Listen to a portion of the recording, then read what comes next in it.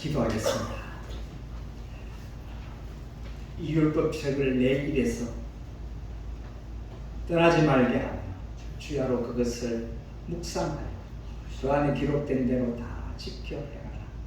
그리하면 내 길이 평탄케 되리라.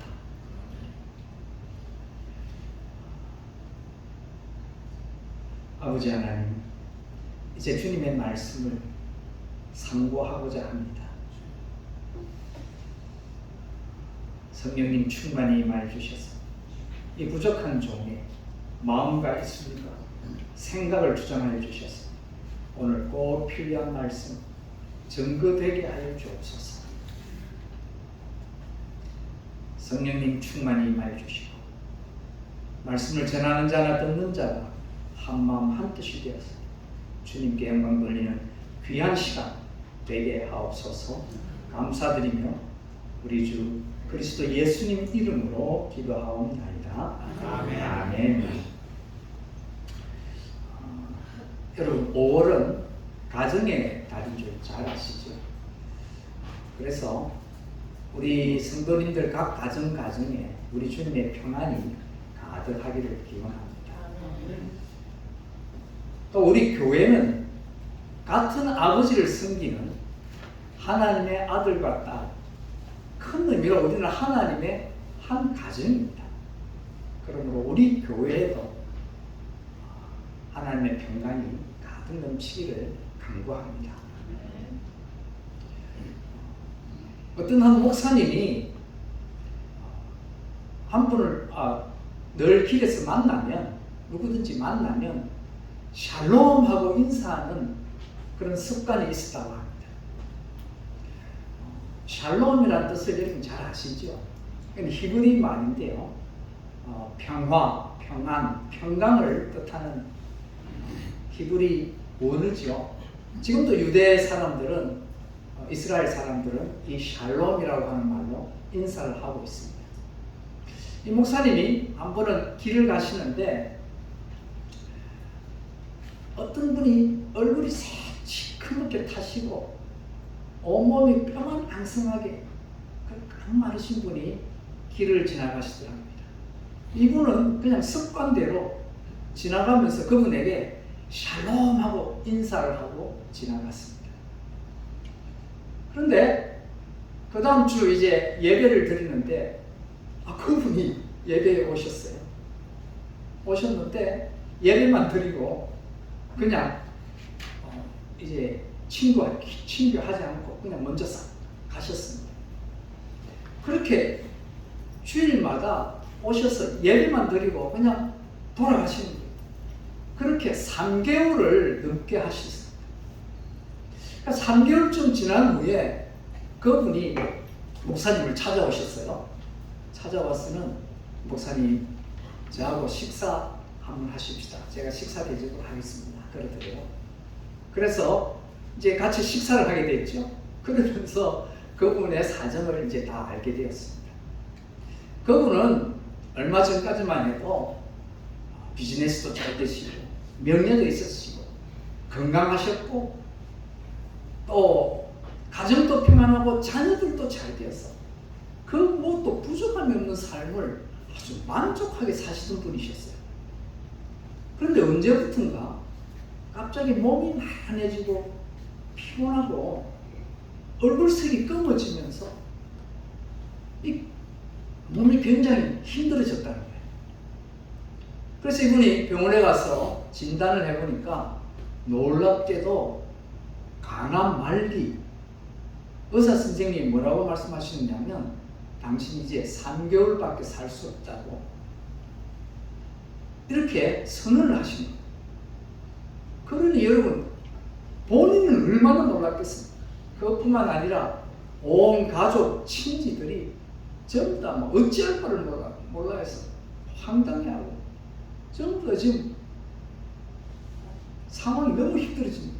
이것도 자기가 죽는다 그러니까 얼마나 힘들겠어요. 그날 또 자기가 죽는다는 생각에 어찌할 바를 모르고 그냥 정신없이 그 길을 걸어갔다는 거예요. 걸어가는데 갑자기 한 분이 자기를 향하여 살롬하고 이야기를 하더래요. 그래서 갑자기 그 말을 들으면서 아니 사람들이 전부 나를 향하여 죽을 놈 그렇게 이야기하는데 나를 향하여 살 놈이라고 말한 사람이 이때까지 없는데 전부 다 죽을 놈이라고 이야기하는데 아니 어떻게 나를 보고 살 놈이라고 이야기하느냐는 거예요. 그 말을 듣는 순간 갑자기 정신이 번쩍 들었다. 그래 내가 죽을 놈이 아니지. 난 살 놈이야. 그런 생각이 들면서 마음속 깊은 곳에서 용기가 솟아났다는 거예요. 그러면서 의사 선생님이 말씀해 준 대로 약도 묻게 되고 몸을 다스리기 시작했다는 거예요. 그러면서 삶에 대한 희망과 용기가 생기고 또 그러면서 이제 몸을 추스리고 음식도 조심해서 잘 드시고 쉬기 시작했다는 거예요. 그러면서 3개월이 지나간 거예요. 의사 선생님이 분명히 3개월 이 선언을 하셨는데 3개월이 지나갔는데 몸이 더 좋아지신 거예요. 그래서 이분이 이제 목사님을 찾아온 거예요. 3개월이 지나고 목사님 감사합니다. 여러분 이 말씀이 우리를 살립니다. 여러분 샬롬 하셔도 좋고 살롬 해도 좋습니다. 어느 것을 하시든 이득이에요. 자 이제 옆에 분들을 향하여 우리 샬롬 하시든지 살롬 하시든지 한번 하십시다. 자 시작. 살롬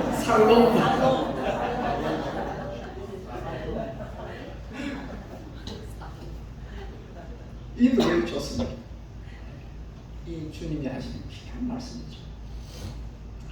자 오늘 우리가 읽은 이 본문을 이제 이해를 하려면 여러분 이 사무엘하 1장부터 7장까지를 전체를 그 내용을 우리가 파악을 해야 오늘 이 말씀을 하게 된 배경을 알 수가 있습니다.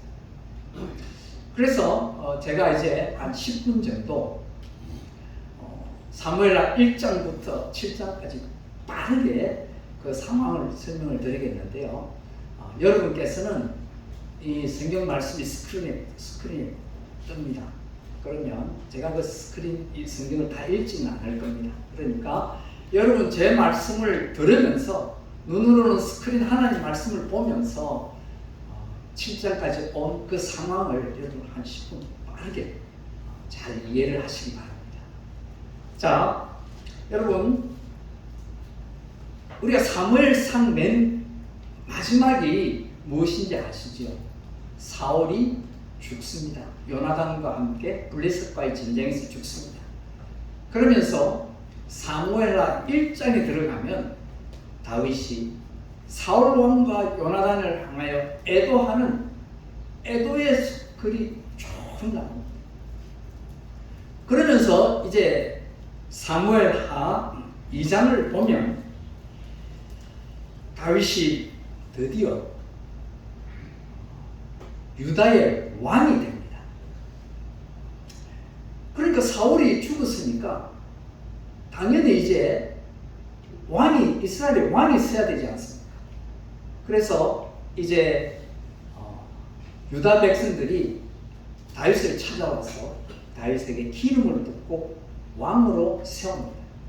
그런데 여러분 이것은 다윗이 온 이스라엘의 왕이 아니고 반쪽, 그러니까 남쪽 유다 지방을 다스리는 반쪽짜리 유다 왕이 된 것입니다.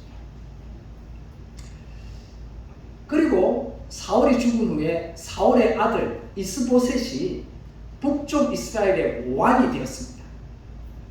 그래서 왕으로 그 북쪽 이스라엘을 다스리다가 이제 사무엘하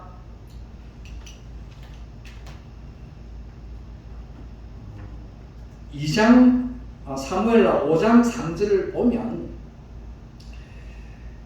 이스보셋이 그 군대 장관 아브넬의 반역으로 그 북쪽 왕 이스보셋이 죽습니다. 살해를 당합니다. 그러니까 북쪽 왕에도 왕이 없어졌잖아요. 그러니까 이제 북쪽에 있는 모든 북쪽 이스라엘 장로님들이 다윗 왕을 찾아옵니다. 그러면서 다윗 왕과 계약을 맺고 다윗을 왕으로 기름 부어 세웁니다. 이런 무슨 계약을 했을까요? 우리가 상상을 할 수 있죠. 북쪽 장로님들은 다윗 왕에게 충성을 맹세했을 것입니다. 우리가 충성할 테니까 우리 왕이 되어 주십시오.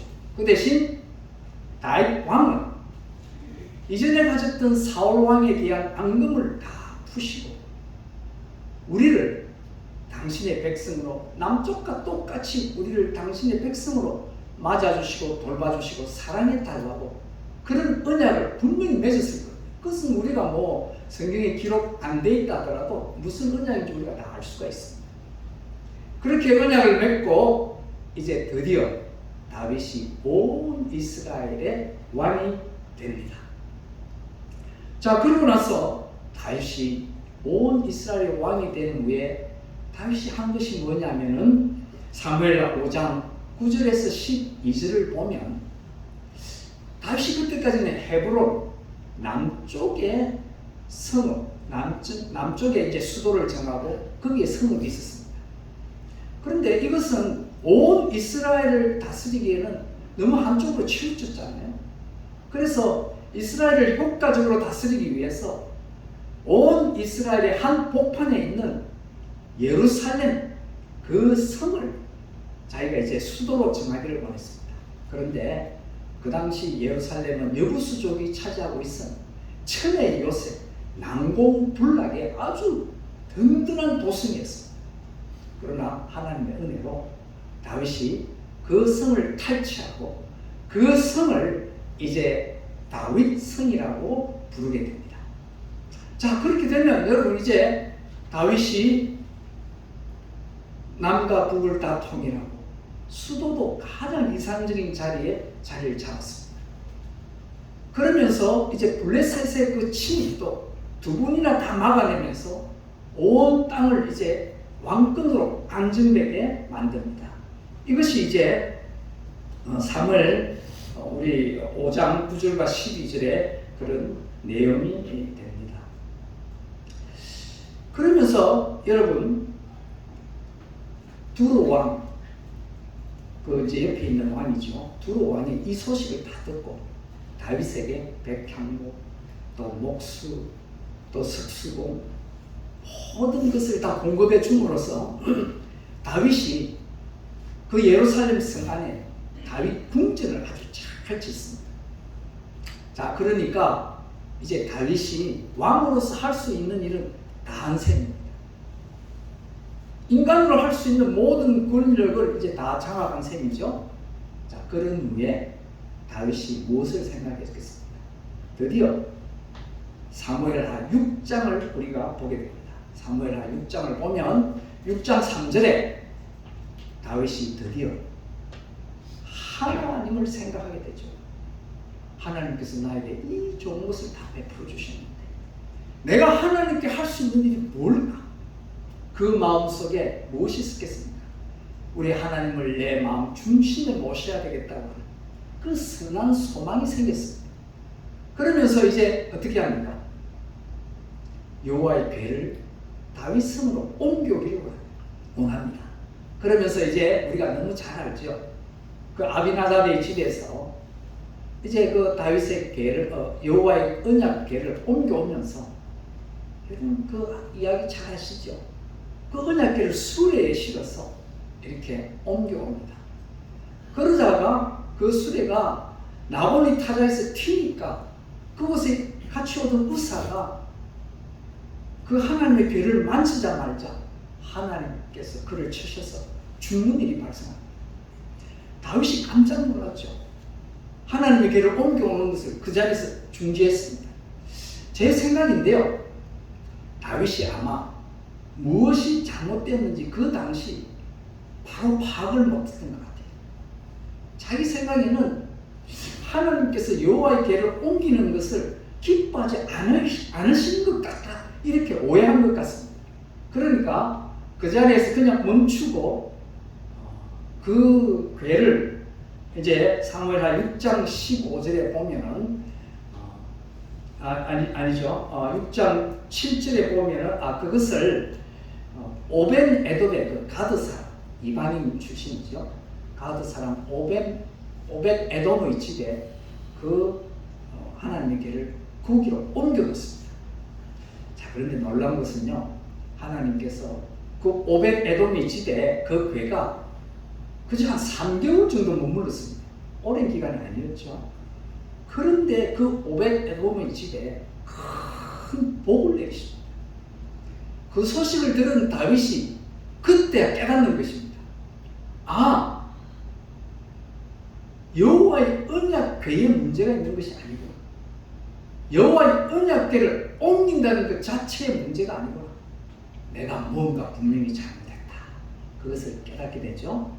그리고는 우리가 잘 아는 이제 사무엘하 6장 15절에 가면서 다윗과 온 족속이 환호하면서 나팔을 불고 여호와의 궤를 어떻게 합니까? 메어 옵니다. 그러고 나서 6장 17절의 말씀에 보면 이제 다윗이 그 여호와의 언약궤를 미리 마련한 그 장막, 그 지성소에 정성껏 그것을 모시고 다윗이 번제와 화목제를 여호와께 드렸다. 이렇게 이제 말씀을 합니다. 그리고 나서 드디어 이제 사무엘하 지금 7장에 우리가 왔습니다. 자, 여호와의 궤를 옮기고 이제 다윗의 마음에 무슨 생각이 또 들었을까요? 여러분, 이건 대단히 중요하기 때문에 사무엘하 7장 1절과 2절은 우리 같이 읽으십시다. 자, 여러분 좀 졸리시는 분은 정신 바짝 차리시고요.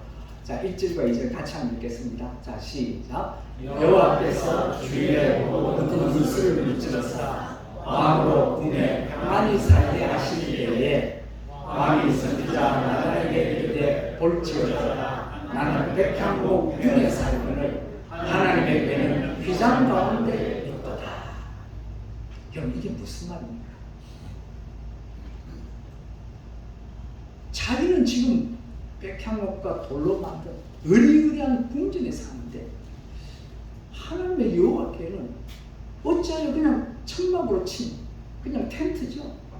그 장막 속에 계신가? 자기 마음에 선한 소원이 생겼어. 이게 너무 미안하다.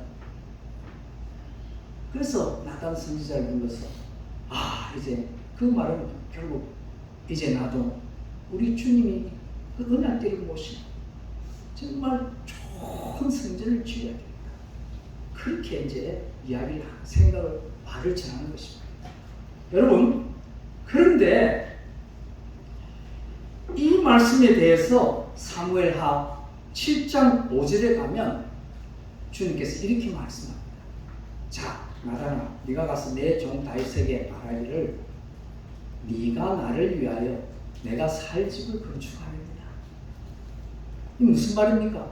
어림도 없는 소리 하지 말라는 거예요. 나는 천지를 지으신 여호와 하나님, 만군의 주권자인데 네 인간은 네 조만한 네가 어떻게 나를 이 천지를 창조하신 여호와 만군의 주 하나님을 다울 집을 네가 짓는단 말이냐? 한마디로 어림없는 소리 네가 하는 거야.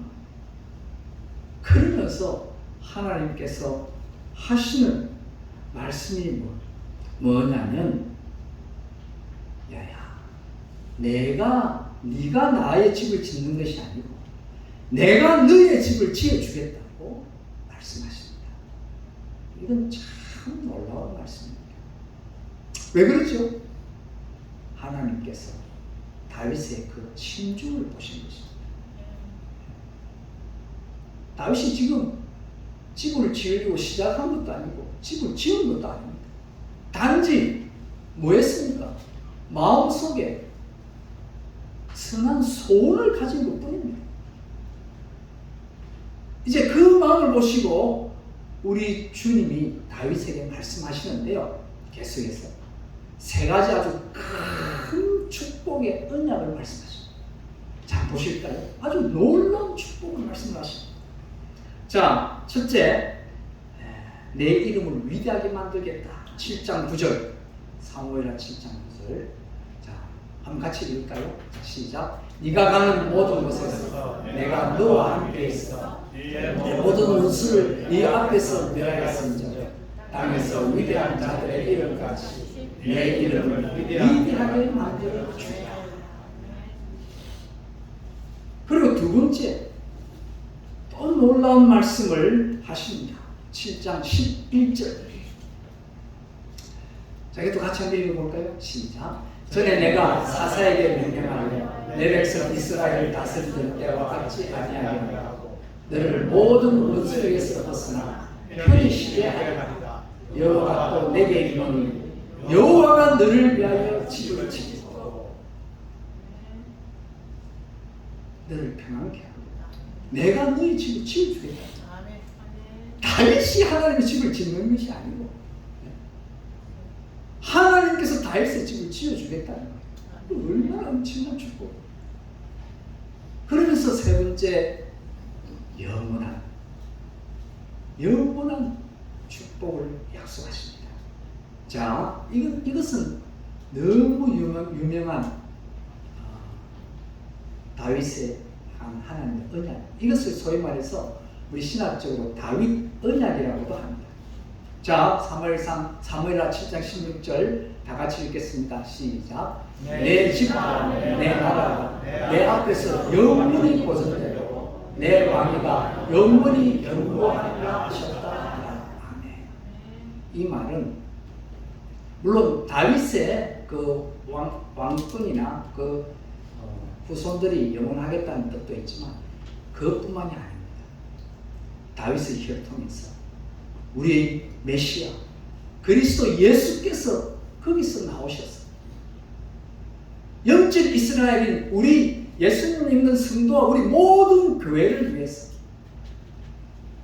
영원한 임금님 되시는 우리 예수 그리스도께서 영원히 왕권으로 계실 것이라고 하는 그 말씀을 우리에게 해주시는 것입니다. 이런 엄청난 축복을 받은 다윗이 이제 너무 기뻐서 하나님께 찬양을 합니다. 우리 사무엘하 7장 28절과 29절 이거 같이 한번 읽으십시다. 자, 시작. 주 여호와여 오직 주는 하나님이시며 주의 말씀들이 참되시니이다. 주께서 이 좋은 것을 주의 종에게 말씀하셨사오니 이제 청하건대 종의 집에 복을 주사 주 앞에 영원히 있게 하옵소서. 주 여호와께서 말씀하셨사오니 주의 종의 집이 영원히 복을 받게 하옵소서 하니라. 아멘. 오늘 이 말씀의 핵심이 뭡니까? 우리 설교 제목같이 종의 집이 영원히 복을 받게 하옵소서. 이런 복이 우리 모두에게 있기를 좀 간절히 소원합니다. 자, 그러면 이 말씀을 이제 우리 삶에 어떻게 적용할 것이냐? 도대체 다윗이 왜 이런 복을 받았냐? 다윗이 복 받는 비결을 우리도 알아야 될 것 아닙니까? 그래서 우리도 이런 복을 받아야죠. 이런 복을 영원히 누려야 하지 않겠습니까? 다윗이 이 복을 받은 것은 딱 두 가지 복잡하지 않습니다. 아주 간단합니다. 첫째는 다윗이 주님 앞에서 선한 소원을 가졌기 때문에. 여러분 다윗을 보십시오. 우리가 이제 간혹 다윗을 이야기할 때 다윗이 늘 하나님께 여쭈어서 하나님이 그 응답한 대로 늘 행동하는 참 하나님보다 앞서가지 않은 좋은 분으로 우리가 이야기합니다. 거기서 끝나면 안 됩니다. 중요한 것은 뭐냐면요, 다윗을 보면 늘 하나님께 먼저 여쭙습니다. 그럼 그게 뭘 의미하는지 아십니까? 하나님이 뭐 로봇에게 시키듯이 일일이 뭐 싸워라, 일로 가라, 왼쪽으로 가라, 그러신 적 별로 없습니다. 거의 대부분 다윗이 하나님께 여쭙습니다. 하나님, 제가 왼쪽으로 갈까요? 오른쪽으로 갈까요? 저 땅 가서 칠까요? 말까요? 여러분 그게 뭘 의미합니까? 다윗의 마음에는 항상 하나님을 향한 선한 소원이 있었기 때문에 그것이 가능합니다. 여러분 묻는다는 것은 뭘 뜻합니까? 뭐 아무 생각 없이 그냥 입에서 나오는 게 묻는 것입니까? 그렇지 않습니다, 여러분. 다윗에게 있어서는 항상 그 마음속에 무언가 하나님을 향한 선한 소원이 항상 있었어요. 그래서 내가 이것을 하면 기뻐할까? 저것을 하면 주님이 기뻐하실까 하는 그 마음을 가지고 하나님께 항상 여쭈었다는 거예요. 여러분 그걸 아셔야 됩니다. 그것이 하나님께 복받는 비결 중에 하나입니다. 첫 번째, 우리 주님은 뭘 보십니까? 우리의 심중을 보십니다.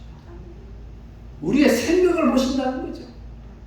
여러분 마음속에 선한 소원을 가지고 주님께 기도하며 여쭙는 것이 있으면 주님께서는 그 마음을 보시고 귀하고 아름답게 보시고 주님께서 더 좋은 것으로 그 선한 소원을 이루어 주신다는 것이죠.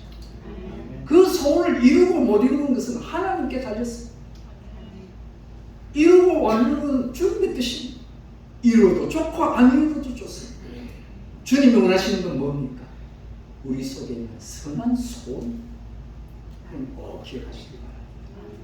우리 아무리 나이가 들고 아무리 환경이 어렵다 할지라도 우리 마음속에는 선한 소원을 늘 가질 수 있습니다. 하나님께 영광을 돌리고 이웃을 사랑하고 교회를 사랑하고 주님 영광을 위해서 내가 무엇을 할 수 있을까? 그 선한 소원을 우리가 가져야 합니다. 두 번째는요, 우리가 믿음의 유산을 남겨야 됩니다. 우리 자녀에게 가장 좋은 유산이 뭘까요? 많은 것들이 있죠. 뭐 명예와 또 재산과 또 좋은 것들 많이 남길 수 있습니다. 다 좋습니다. 그러나 그 중에 최고의 유산은 무엇이죠? 믿음의 유산입니다. 우리가 믿음의 유산을 꼭 남겨야 합니다. 여러분 믿음의 유산이라고 하면 우리가 참 그 조나단 에드워즈를 생각하죠. 여러분 이 이야기를 뭐 누구를 통해서라도 설교 중에 좀 들었을 확률이 많은데요. 그 맥스 주크와 조나단 에드워드의 이야기를 여러분 아시죠? 그런데 제가 그것을 이렇게 쭉 살피면서 상당히 진실에서 왜곡된 내용들이 제법 있다는 것을 발견했습니다. 여러분, 조나단 에드워드는 1703년생입니다. 미국의 커네티컷에서 태어났고요. 18세기 청교도 후손입니다. 미국에서 분명히 태어났습니다.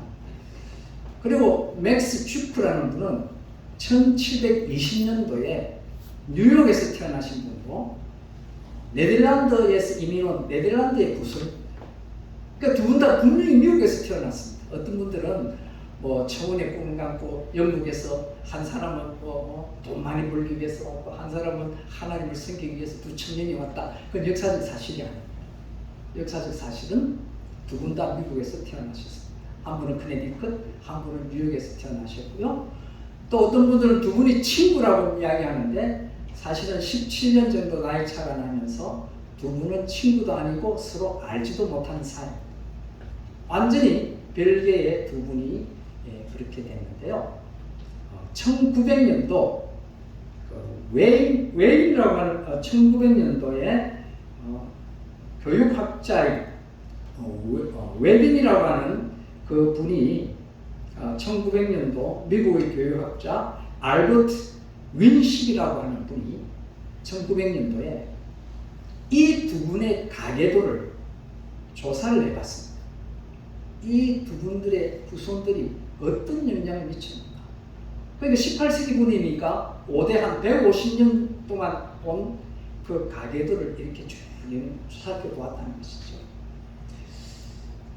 근데 여러분 조나단 에드워드는 우리가 여러분 잘 아시다시피 신학자요, 또 나중에는 원주민 선교사로 갔다가 세상을 떠시기 전에는 프린스턴 대학 총장을 지내신 칼빈주의 신학자시고 아주 훌륭한 우리가 미국이 자랑하는 훌륭하신 분입니다. 그 맥스 주프는 어떤 분이냐?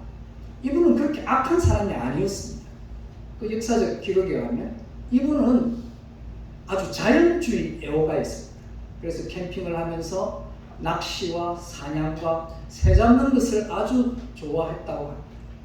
근데 이 맥스 주프 이분이 문제는 뭐냐면 예수님을 믿지 않는 무신론자였습니다. 그리고 공부하기를 싫어해서 노는 것을 좋아했다고 합니다. 그래서 이 맥스 주프 이분은 자녀 교육에 대해서는 전혀 신경을 쓰지 않았다는 것입니다. 그러니까 믿음의 유산을 못 남기신 거죠. 그러므로 이제 오세대 150년이 지난 후에 이렇게 살펴보니까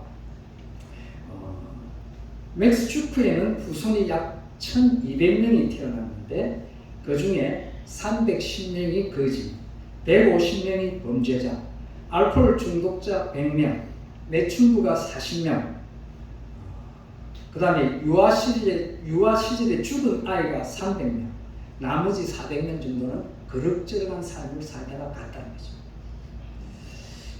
그렇게 말해서 조나단 에드워드의 후손은 약 1390명인데 그 중에 대학 총장 13명, 대학 교수 65명, 판사 39명, 변호사 100명, 의사 56명, 목회자 100명, 공직자 8명, 그 중에서는 부통령, 상하원, 외교관, 주지사, 시장, 군대 장관까지 다 포함했습니다. 그리고 작가가 60여 명, 철도회사 중역, 금융기관, 그 다음에 광산주 등 사회 전반에 거쳐서 아주 좋은 영향력을 미치는 삶을 살았다는 거죠. 참 크게 대조가 되죠. 그런데 여러분, 제가 더 놀란 것이 있습니다. 이 말씀 제가 시간이 지나도 꼭 해야 될 말인데, 혹시 여러분 가운데 지금 내 상황이 참 이런 건데 나에게도 과연 이런 후손의 미래가 있을까? 그럼 이렇게 혹시 기도하며 걱정하는 분 계십니까? 제가 놀랍게도 조나단 에드워드의 이것을 한참 이렇게 살펴보았습니다. 요즘 정보가 좋잖아요. 많은 내용을 살피면서 이 조나단 에드워드에 대한 놀라운 일을 하나 발견했는데요. 조나단 에드워드의 할아버지가 누구냐면 리차드 에드워드인데 이 사람 가정이 아주 엉망이었어요. 어떻게 엉망이냐? 이분이 결혼을 하고 3개월 후 지난 후에 할아버지 이야기입니다. 친할아버지. 3개월 후에 그 할머니가 외간 남자로 인한 혼의 자식을 가집니다. 18세기 청교도 때. 여러분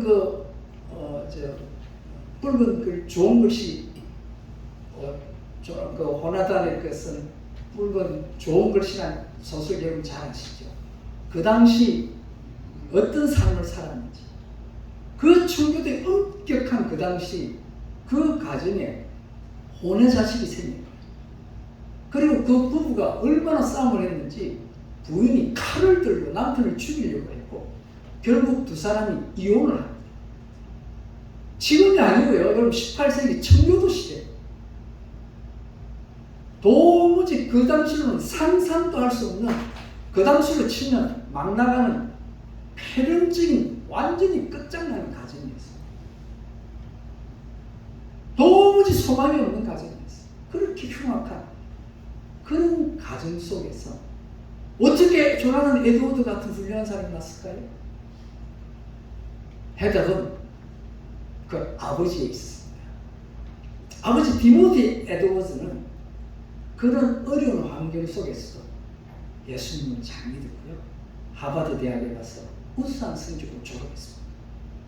그러고 나서 이스트 윈즈에 있는 초대교회 목사님으로 임직을 하면서 63년간 한 교회에서 교회를 잘 섬기시다가 소천하신 분이죠. 바로 그분의 아들이 누굽니까? 조나단 에드워드라는 것입니다. 여러분 참 놀랍죠? 제가 조나단 에드워드 후손을 생각하니까 와, 그건 뭐 엄청난 집안이에요. 여러분 그 할아버지가 그렇게 도무지 이해할 수 없는